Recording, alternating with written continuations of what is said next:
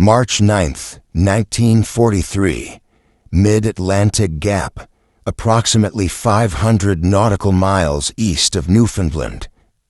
The wind howls, a mournful, relentless shriek across the black waves.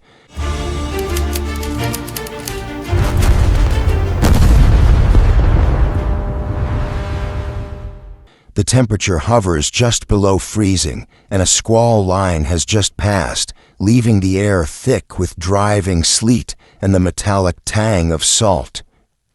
On the exposed bridge of the Royal Canadian Navy destroyer HMCS St. Croix, H-08, Lieutenant Alan Spud Murphy grips the railing, the cold biting through his thick woolen gloves. Visibility is down to less than a mile. Below, in the operations room, the shuddering rhythmic ping of the ASDIC sonar is the only constant.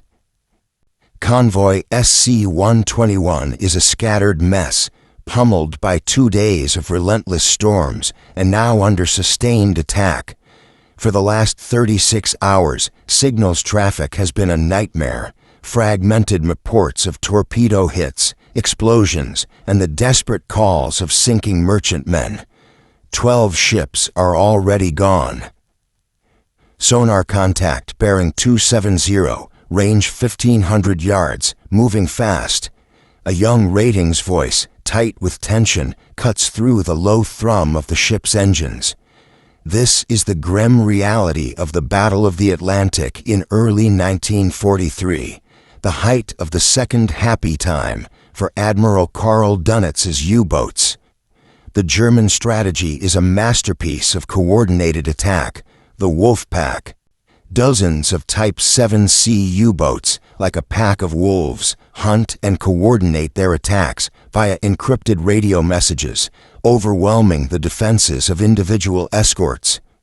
They lurk on the surface at night, using their superior speed to outrun destroyers and their smaller profile to evade detection. The HMCS St. Croix is one of the aging V-class destroyers, equipped with a basic ASDIC and a few depth charge racks. She is part of a stretched, exhausted escort group trying to protect 50 merchant ships laden with vital supplies, food, oil, munitions, destined for Britain. New contact bearing 265, 2 contacts. The sonar operator's voice escalates. They're overlapping. Could be 2 boats, sir. Murphy slams his fist on the chart table. Hard to port, all ahead flank. Gunner, prepare for blind attack. Set depth charges to 50 and 150 feet. Let's show them a real party. The HMCS St. Croix heels over violently as she turns, her engines screaming. The destroyer charges directly into the suspected U-boat position. Suddenly, a bright flare of light illuminates the swirling mist and rain just off their starboard bow. It's a merchant ship, the MV City of St. Albans, engulfed in flames, listing heavily. A G7E electric torpedo has found its mark. The U-boat commander, likely from U-569 or U-653, would have watched the impact through his periscope, then submerged, confident in his escape. The HMCS St. Croix is too late to save the merchantmen, but as she passes the sinking vessel, her Type 286M radar, a new but still rudimentary surface search set, picks up a faint blip at close range. It's the U-boat, just briefly poking its conning tower above the waves to get a better look at its kill before diving deep. Radar contact bearing 260, close range. The radar operator, normally focused on air threats, shouts. This is the moment of truth, the ancient hunter versus the modern sentinel. The U-boat thinks it is safe. The HMCS St. Croix, though primitive in her electronics, has just acquired a fleeting electronic glimpse of her prey. The sonar, relentless in its pinging, is still searching for the submerged targets. Lieutenant Murphy recognizes the opportunity. The Type 286M radar is not a fire control system, but it gives a bearing, a direction. The U-boat commander, Kapitan Leutnant likely, would have submerged quickly, assuming that once underwater he was safe from all but the random pinging of the ASDIC. Murphy orders the St. Croix to drop the depth charges in a wide pattern where the radar last saw the vessel, hoping to create shock damage. Lay one full pattern, targets 260, 265, 270, shallow and deep. The stern of the destroyer erupts in steam and smoke as the drums of explosives roll off the rails. Seconds later, a series of dull, heavy thuds vibrate through the hull, followed by the terrifying noise of the delayed underwater explosions. The German U-boat crew, deep below, would be experiencing a moment of pure, blinding, concussive shock, the bulkheads groaning under the pressure.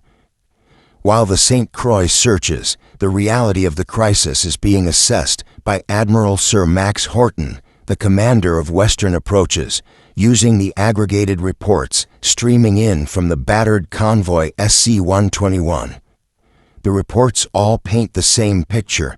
The attack is happening in the notorious Mid-Atlantic Gap, the area known as the Black Pit, where land-based air cover from both North America and Britain cannot reach. This is the central strategic discovery of 1943. The Wolfpacks were not superior due to technology. They were superior due to geography. They exploited the air gap. Witness accounts from U-boat commanders like Kapitan Leutnant Günther Prien confirm this. The U-boats were only vulnerable when aircraft forced them to remain submerged. Submerged, the U-boat was slow and blind. On the surface, it was a fast-moving, coordinated torpedo launch platform. The Allies were losing the war of supply because of those few hundred miles in the central Atlantic where the Hunter was safe. The investigation into the sheer effectiveness of the Wolfpack strategy led directly to the realization that the convoy system had to evolve beyond mere destroyers. The surviving reports from SC-121 also contain an encouraging detail, however, one that would soon turn the tide. A small experimental device aboard the accompanying Flower-class corvette, HMCS Prescott, was working. The HFDF, High Frequency Direction Finding System, known by the codename Huff-Duff.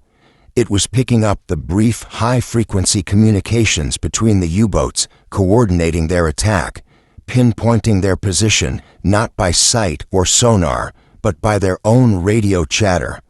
The Hunter, confident in his invisibility, was giving away his location with every coordinating signal. The battle for Convoy SC-121 is still being fought with depth charges and sonar, but the seeds of the U-boat's defeat have already been sown in the new Allied electronic intelligence. The depth charges from the HMCS St. Croix do not destroy the U-boat, but they damage its systems, forcing it deeper and temporarily blinding its attack periscope. Lieutenant Murphy knows that pursuing the U-boat is futile. He must return to his convoy protection duties. He races back toward the main body of the convoy, leaving the German captain to repair his damage in the cold, dark depths. The fundamental mistake made by Admiral Donitz and the U-boat commanders during this happy time was overconfidence in communication. Their strategy, the Wolfpack, relied entirely on coordinated radio traffic. Donitz used high-frequency transmissions, short encrypted bursts, to vector his pack onto the convoy. They believed these bursts were too quick to be tracked or exploited. Signal from Prescott, sir. Huff-Duff fix on a U-boat, bearing 045. She's moving to intercept the other side of the convoy. The communications officer hands Murphy a slip of paper. This is the turning point. The HFDF device, nicknamed Huff-Duff, is the great Allied technological equalizer. Mounted on escort vessels, it listens for the U-boats' transmissions and instantly plots their position. The U-boats, coordinating their attack to achieve maximum coverage, were inadvertently providing the Allies with real-time intelligence on their positions and intentions. They mistook encryption for invisibility.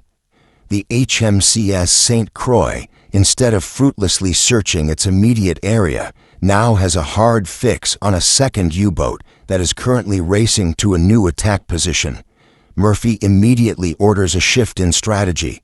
Radio all escorts, Priority 1, ignore local attacks for the moment. Form a crescent defense on the 045 bearing. We are running an interception on the Wolfpack's coordinating boat.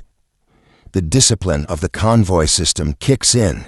Despite the losses, the remaining destroyers, corvettes, and frigates, many equipped with Huff-Duff and improving Type 271 radar, a centimetric radar far superior to the St. Croix's older set, change course.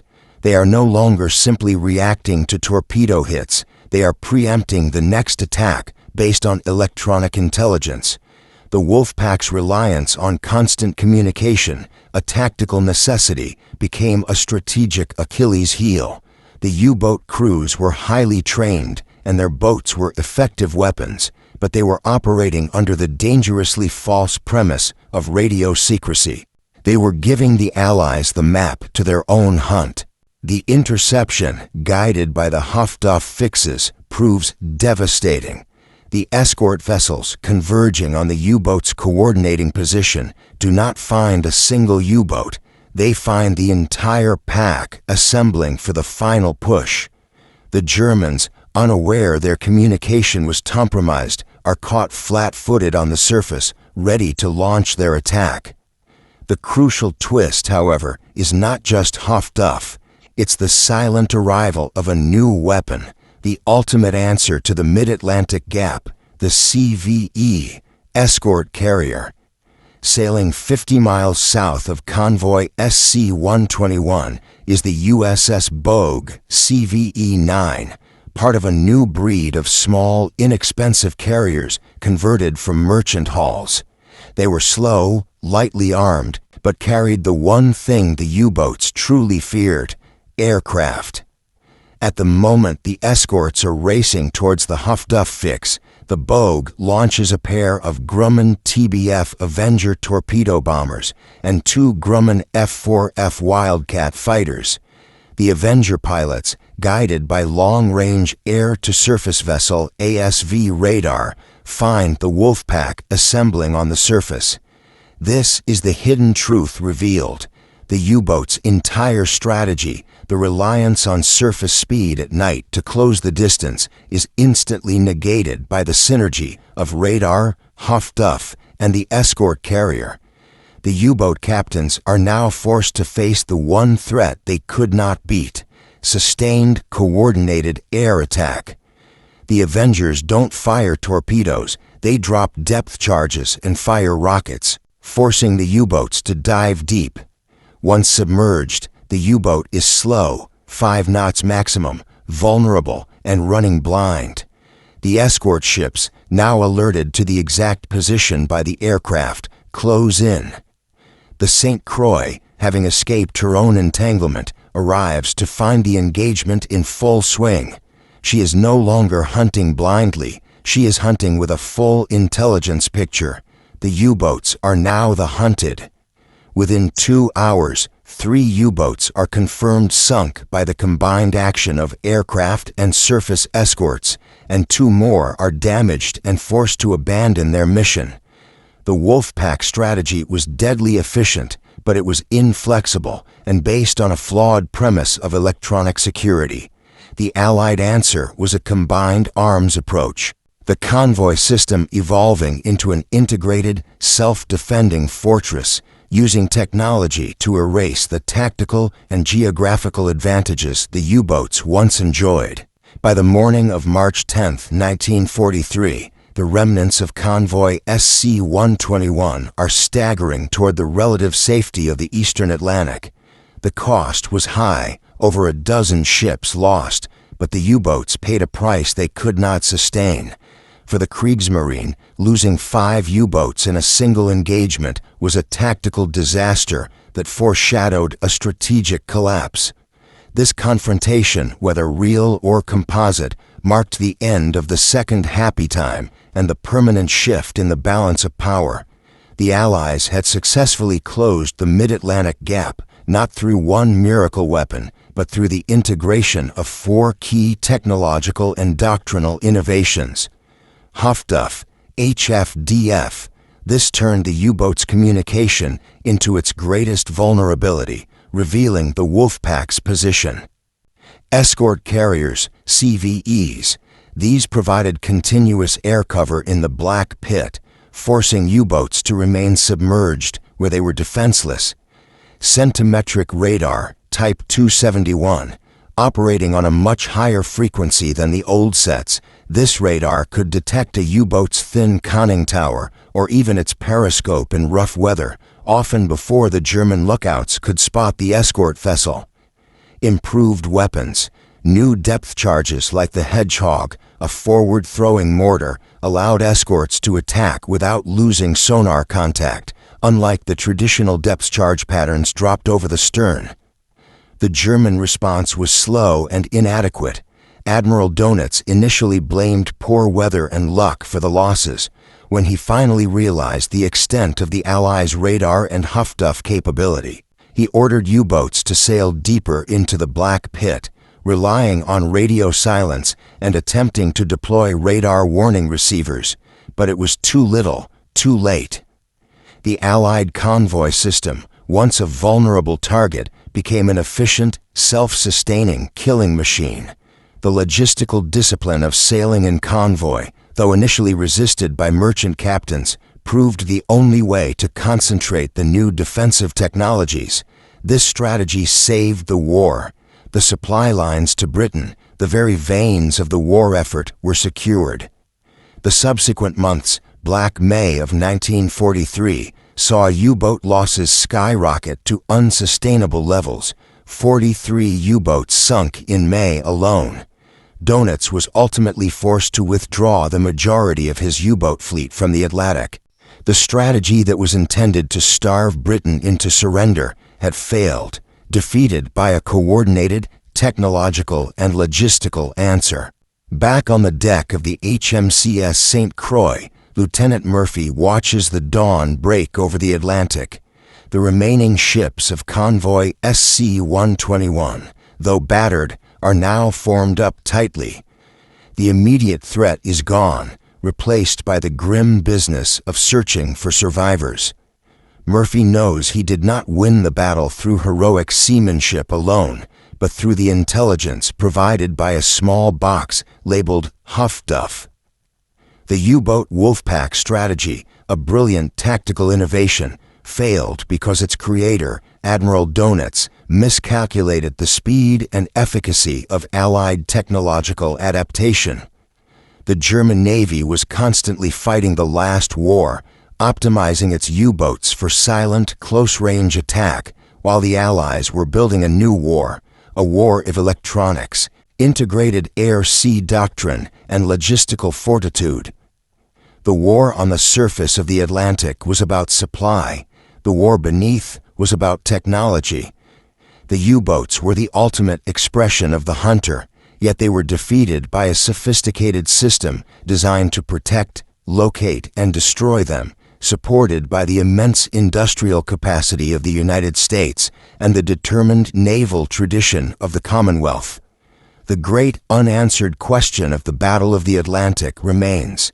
What if Donitz had implemented radio silence or adopted a non-transmitting tactical doctrine earlier? Had the Wolfpacks not broadcast their coordinates, the Huff-Duff advantage would have been crippled, forcing the Allies to rely solely on the limited effectiveness of early radar and sonar. The war could have been prolonged, and the logistical nightmare for the Allies intensified, potentially delaying the buildup needed for D-Day. But history shows that the Allies, driven by the existential threat to Britain, continually innovated. The convoy system proved to be the more resilient, adaptable, and ultimately superior structure. It overcame the Wolfpacks through technological discipline and the relentless application of coordinated force. The Atlantic was secured, and the lifeline to Britain remained intact, ensuring that the war against Germany would be won not through starvation, but through the overwhelming weight of Allied might. If you love classic comparison battles and in-depth military history analysis like this, don't forget to hit that subscribe button and turn on notifications. Don't miss out. Go ahead and subscribe now, and we'll see you for the next battle.